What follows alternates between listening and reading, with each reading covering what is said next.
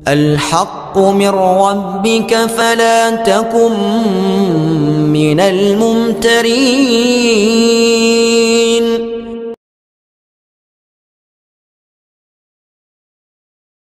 Dukung dakwah Al-Haqqu TV, pembangunan asrama, panti asuhan dan pondok pesantren Al-Haqqu, serta pembangunan Masjid Islami Center Al-Haqqu. Salurkan donasi Anda melalui Bank BNI Syariah nomor rekening 0772 617 037 dengan kode bank 009 atas nama Muhammad Rais, pengasuh panti asuhan dan pondok pesantren Al-Haqqu. Bismillahirrahmanirrahim. Assalamualaikum warahmatullahi wabarakatuh. Alhamdulillah, wassalatu wassalamu ala rasulillah wa ala alihi wa ashabihi ajma'in, amma ba'du. Para pemirsa dimanapun Anda berada, kita akan lanjutkan penyampaian materi tentang at-tadawi bid-du'a, yaitu berobat atau melakukan terapi dengan doa. Kali ini kita sampai pada materi tentang waktu-waktu yang mustajab, waktu-waktu yang Allah kabulkan doa-doa kita. Adapun waktu-waktu yang dimaksud, yang pertama malam Lailatul Qadar, dan Al-Quran telah berbicara tentang keutamaannya, sebagaimana firman Allah Subhanahu wa taala, Lailatul Qadri khairun min alfi syahr, bahwasanya malam Al-Qadar itu lebih baik daripada 1000 bulan. Quran surat Al-Qadar ayat 3. Kemudian yang kedua, hari Arafah. Rasulullah SAW bersabda, khairud du'a du'a'u yaumi Arafah, sebaik-baik doa yaitu doa di hari Arafah. Hadis riwayat At-Tirmidzi. Kemudian yang ketiga, bulan Ramadan. Rasulullah SAW bersabda, inna lis-shaimi 'inda fitri la da'watun ma turad, sungguh orang yang berpuasa saat berbuka memiliki doa yang tidak akan ditolak. Hadisnya riwayat Ibnu Majah. Kemudian yang keempat, pada waktu malam Jumat, hari Jumat atau waktu Jumat. Adapun malam Jumat, sebagaimana sabda beliau kepada Ali rahimahullah, kepada Ali radhiyallahu anhu, sungguh pada malam Jumat itu ada satu waktu yang di dalamnya doa dikabulkan. Sementara waktu Jumat, maka banyak sekali dalil-dalil yang menyebutkan bahwa pada hari Jumat terdapat sebuah waktu yang tidaklah seorang hamba meminta sesuatu kepadanya kecuali Allah akan memberinya. Kemudian waktu yang kelima yang mustajab untuk berdoa, yaitu pertengahan malam, sebagaimana Abu Umamah radhiyallahu anhu meriwayatkan, Rasulullah sallallahu alaihi wasallam pernah ditanya, ya Rasulullah, doa manakah yang lebih didengar? Maka beliau pun menjawab, doa pada waktu pertengahan malam. Ini hadis riwayat At-Tirmidzi. Kemudian yang keenam, waktu sahur, yaitu bagian paling akhir dari malam. Allah Subhanahu wa taala berfirman, wal mustaghfirina bil ashar, dan orang-orang yang memohon ampun pada waktu sahur. Quran surat Ali Imran ayat 17. Rasulullah sallallahu alaihi wasallam bersabda, yanzilu rabbuna kulla lailah ila samai dunya hina yabqa sulusul lail al-akhir fayaqul man yad'uni fa astajibalah wa man yas'aluni fa u'tiyahu wa man yastaghfiruni fa aghfirullah. Allah turun setiap malam ke langit dunia pada saat tersisa sepertiga malam terakhir, lalu berkata, siapakah yang berdoa kepadaku, aku akan mengabulkannya, dan siapa yang meminta kepadaku, aku akan memberinya, serta siapa yang meminta ampunan kepadaku, aku akan mengampuninya. Hadis riwayat Al-Bukhari.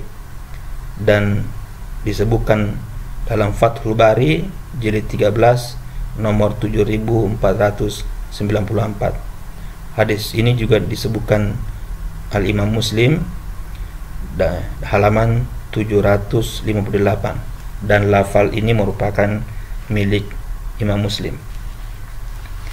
Kemudian yang ketujuh, di saat dikumandangkannya azan, Sahal bin Sa'ad radhiyallahu anhu meriwayatkan, ia berkata, Rasulullah sallallahu alaihi wasallam bersabda, ada dua hal yang tidak akan ditolak, doa di waktu azan dan doa saat genting ketika perang berkecamuk.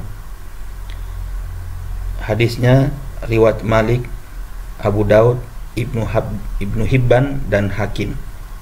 Abu Daud menambahkan, dan dibawa guyuran hujan. Kemudian yang ketujuh, yaitu waktu makbulnya doa antara azan dan iqamah, sebagaimana hadis yang diriwayatkan oleh Abu Daud dan Tirmidzi dari Anas radhiyallahu anhu, ia berkata, Rasulullah sallallahu alaihi wasallam bersabda, doa tidak ditolak yaitu antara azan dan iqamah. Para sahabat berkata, apa yang kita ucapkan ya Rasulullah? Beliau menjawab, mintalah kepada Allah keselamatan di dunia dan akhirat. Kemudian yang kesembilan, pada saat iqamah, sebagaimana hadis yang diriwayatkan Ahmad dari Jabir radhiyallahu anhu, apabila dikumandangkan iqamah, maka pintu langit dibuka dan doa dikabulkan. Kemudian yang ke-10, di penghujung salat wajib, Abu Umamah radhiyallahu anhu meriwayatkan, Rasulullah sallallahu alaihi wasallam pernah ditanya, doa manakah yang lebih didengar? Beliau menjawab, pada sepertiga malam terakhir dan pada penghujung salat wajib. Hadis riwayat Tirmidzi. Yang ke-11, pada waktu sujud, Abu Hurairah radhiyallahu anhu meriwayatkan bahwa Rasulullah sallallahu alaihi wasallam bersabda, saat paling dekat antara seorang hamba dengan Rabb-nya, yaitu ketika sedang bersujud, maka perbanyaklah doa di dalamnya. Hadis riwayat Muslim. Kemudian yang ke-12, saat membaca Al-Quran, terlebih ketika telah mengkhatamkannya, yaitu selesai 30 juz, sebagaimana diriwayatkan oleh Imran bin Husain bahwa ia pernah melewati seorang qari yang sedang membaca Al-Quran, kemudian meminta-minta, maka ia beristirja mengucapkan kalimat inna lillahi wa inna ilaihi raji'un. Kemudian ia berkata, aku mendengar Rasulullah sallallahu alaihi wasallam bersabda, man qara al-Quran falyas'allah bihi fa innahu sayaji'u aqwamun yaqra'una al-Quran yas'aluna bihin nas. Barang siapa yang membaca Al-Quran, hendaklah ia meminta kepada Allah dengannya, sebab nanti akan datang suatu masa ada orang yang membaca Al-Quran, lantas dengannya mereka meminta-minta kepada manusia. Hadis riwayat At-Tirmidzi. Kemudian yang ke-13, ketika imam mengucapkan walad dolin, sebagaimana sabda Rasulullah sallallahu alaihi wasallam, apabila imam mengucapkan ghairil maghdubi alaihim waladdallin, maka ucapkanlah amin, niscaya Allah mengabulkan doa kalian. Hadis riwayat Muslim. Kemudian yang ke-14, pada saat minum air Zam-Zam, Ad-Daruqutni dan Al-Hakim meriwayatkan dari hadis Ibnu Abbas radhiyallahu anhu bahwa Rasulullah sallallahu alaihi wasallam bersabda, ma'u Zamzam lima syuribalah in syaribtahu tastashfi bih syafaqallah wa in syaribtahu li syab'ika ashba'akallah, wa in syaribtahu li qat'i dhama'ika qata'ahullah wa hiya hasmatu Jibrila wa suqya Ismail.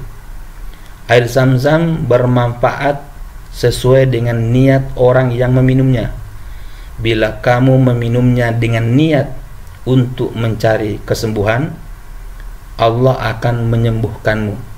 Bila kamu meminumnya dengan niat akan kenyang, Allah akan membuatmu kenyang. Dan apabila kamu minum dengan niat untuk menghilangkan dahaga, Allah pun akan menghilangkan dahagamu. Ia merupakan hentakan sayap malaikat Jibril dan air minum Nabi Ismail.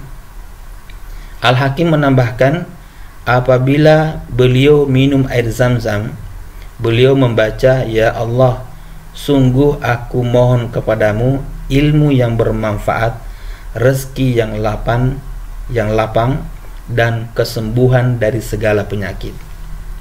Kemudian yang ke-15, waktu-waktu yang dikabulkannya doa, ketika berada di majelis ilmu, sebagaimana sabda Rasulullah SAW, la yaq'udu qaumun yadhkurunallaha azza wa jal illa haffathumul malaika wa asyiyat wa ghasyiyat humur rahmah wa nasalat alaihimus sakinah wa zakarahumullahu fi man indah.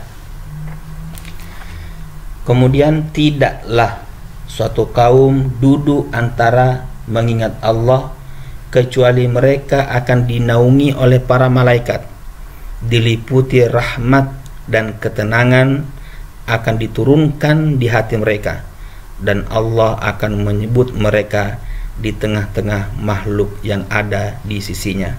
Hadis riwayat Muslim, Ibnu Majah, dan Ahmad dari Abu Hurairah radhiyallahu anhu. Demikian para pemirsa tentang waktu-waktu yang mustajabat, waktu-waktu yang Allah kabulkan ketika kita berdoa. Mudah-mudahan bermanfaat, dan mohon maaf bila banyak kekurangan. Billahi taufik wal hidayah. Wassalamualaikum warahmatullahi wabarakatuh.